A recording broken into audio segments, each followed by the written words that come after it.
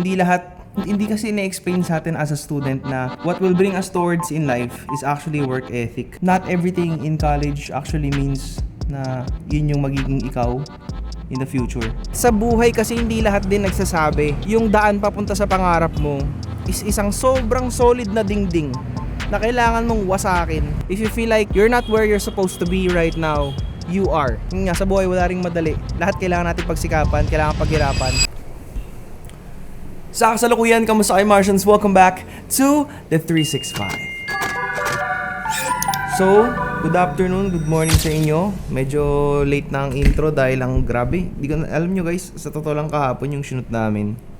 Hindi ko ini-expect na nakakapagod pala siya. Especially yung part na ang dami kong ginawa. Pero feeling ko may mga idadagdag pa kami. Though, may parts talaga na kailangan i-refine. May parts na super nakakatawa para sa akin. Tawa lang kami ng tawa habang ginagawa namin. Kasi especially sa mga photographer, videographer, ito talaga na nakaka-experience sa mga bagay-bagay. Talagang yun. So, nung pinreview ko rin yung files, yung raw files, talagang kahit pa paano, natatawa pa rin naman ako. Kasi minimake sure ko na nakakatawa ba talaga siya or hindi, corny ba siya. Hindi naman ako magaling magpatawa, pero kinaya ng actingan. Kasi may tayo may acting skills. Oo, may acting skills tayo. Alam niyo kung ba't ako naniniwalang may acting skills ako? Papakita ko sa inyo in a bit. Wait lang today's vlog is something about sa inyo. Especially siguro kung estudyante ka pa lang. Ito, may papakita ko sa inyo.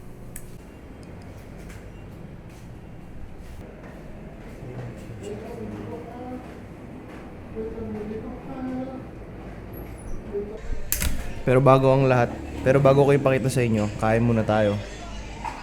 Luto ni Bossing to. Kimchi jjigae. Tama ba? Kimchi jjigae? First time ko makakain ng Korean, pero masarap, ang sarap. Korean something. Dilim naman dito.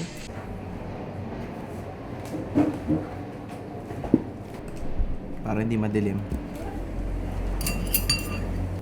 Wow! Woo! Actually, tanghalian na Kala ko breakfast Natin ang sabaw. Tsaka ng konti. It's my favorite. Masarap sana to kung umuulan. Umuulan na setting.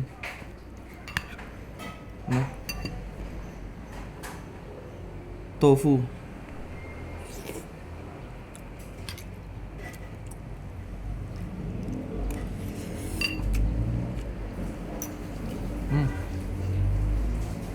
Tapos Korean na sausage.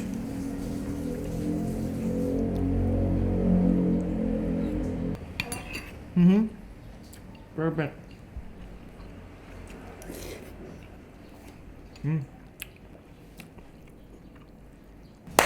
Okay, so Martians, ito yung actually pag-uusapan natin today. Wait lang. Actually, 5 yung ganito ko. Pero ito yung kailangan ko i-highlight. Best speaker for radio and TV. Best director for film production.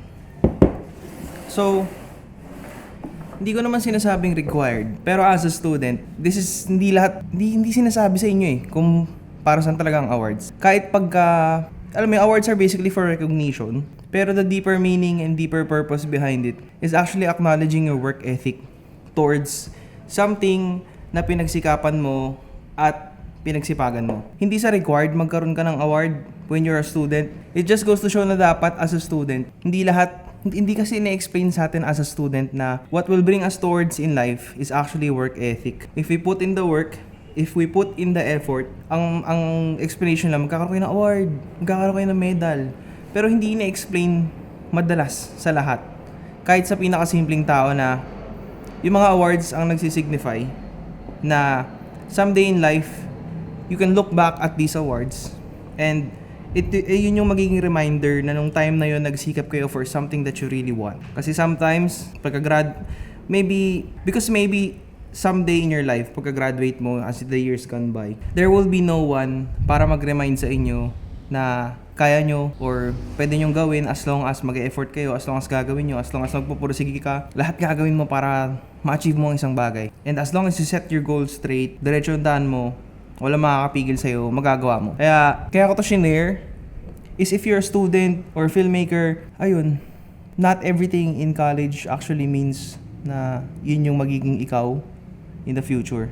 Isa dito sa award na to, ito, yung Best Speaker for Radio and TV. Alam nyo ba yung una kong in-applyan trabaho is to become a radio DJ. Kasi yun talaga yung original kong pangarap. As in, purely, nandun yung puso ko sa pagdi-DJ. Kasi may naisip pa akong pangalan nun as a DJ.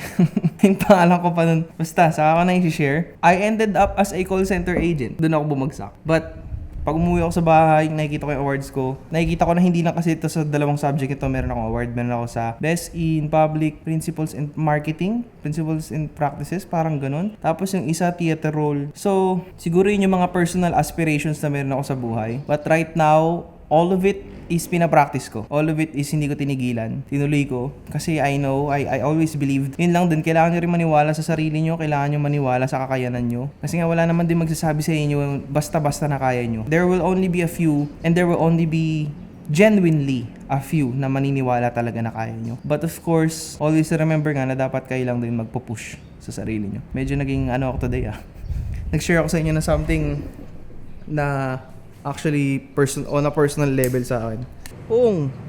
Sabog. 'Di ba? Yung mga awards na yan, guys, mga first honor type shit, importante din naman yan. Pero hindi kayo niyan madadala kahit saan. Kasi ang magdadala sa mga lugar, sa mga magagandang lugar, kayo din, no? Nakakadismaya na yung iba cum laude, first honor. Pero akala nyo after ng pagka-graduate is magiging successful. Hindi lahat. Kasi hindi lahat may lakas ng loob. Basically sa buhay, ang kailangan mo is lakas ng loob, tiwala sa sarili, tiwala sa taas. Those are just 3 things na kailangan mo. Kasi pag wala ka nun, wala talaga. And of course, kailangan mo ng dedication, kailangan mo ng passion. And sa buhay kasi hindi lahat din nagsasabi. Yung daan papunta sa pangarap mo is isang sobrang solid na dingding na kailangan mong wasakin. Kailangan mo yung yung sarili mo. Kailangan mo talagang i-push. Kailangan mong makatagos sa kabilang side. Kasi nandun sa kabilang side yung pinapangarap mo. At yung dingding na yan, susubukan ka niyan. Minsan, mabubuo ulit yung dingding na yan. Wawasakin mo ulit yan. Minsan, hindi mo talaga kaya, magpapahinga ka. Pero madalas, kaya mo. Matatagos at matatagos mo yan. Kung nakarating ka man sa part ng video na to, ito yung sign. Kung nata-down ka man, kung feeling mo ngayon wala ka sa... If you feel like you're not where you're supposed to be right now, you are. Kasi yan yung arc mo, yan yung journey mo. Part yan ng kwento mo. Hindi ko rin, noong una hindi ko maintindihan bakit sinasabi nila na enjoy the process, trust the process. Well, right now, bukod sa I'm trusting the process, na-enjoy ko yung process at na-appreciate ko yung process dahil I know all of these struggles, all of these times will be the good times that someday I will be sharing with you guys. Na someday there will be new Martians na magtataka sino ba yan, ano bang pinagdaanan niya. And kayo na mga nakakanood ng vlog na to, kayo yung magsasabi, kilala ko siya dati, siya yung nagbablog lang sa ganito, siya yung simple lang ng ginagawa, siya lang yung ganito yung mga ginagawa. Yun. Ganda ng Golden Hour, no? Sobrang ganda ng Golden Hour. Kaya huwag kayong mawawala ng pag-asa sa buhay. Kung may pangarap kayo na natenga, hindi pa talaga late. Akala kasi ng iba late na eh. Tataka ako sa mga tao, hindi na, late na, matanda na ako. Hindi na, late na, nandito na ako eh.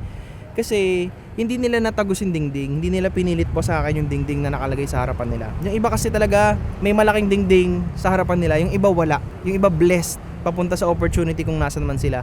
At iba yung arc nila, iba yung character nila, iba yung kwento nila, iba yung struggle na para sa kanila. Some of us have common struggles, some of us have really weird struggles, some have easy.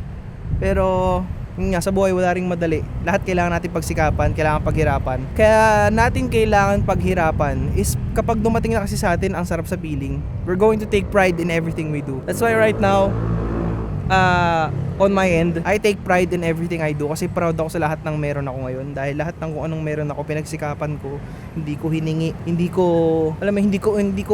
I never begged anyone to give what I have right now. I worked hard for every single bit of what I have, even sa gear, because yun yung mga first few struggles ng isang shooter, even sa connections.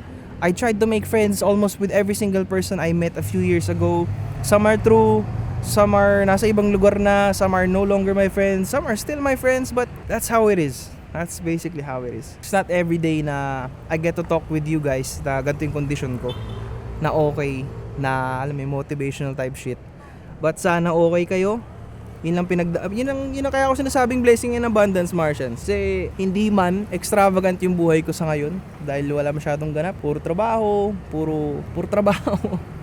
Pero sana bukod sa ipakita ko sa inyo lahat ng secret stuff when it comes to sa ginagawa ko sa work, ganun ako kumbaga hindi niya napapansin, sooner or later I've trained you to become a professional videographer, a professional photographer, kasi meron ka ng people skills, may personal skills ka na, may personal growth ka na, and then now finally ready ka nang matuto yung mga technical aspects. Yun lang naman. Woo! Ilang minutos na ba tayo nagdadaldal? Go workout muna ako, guys.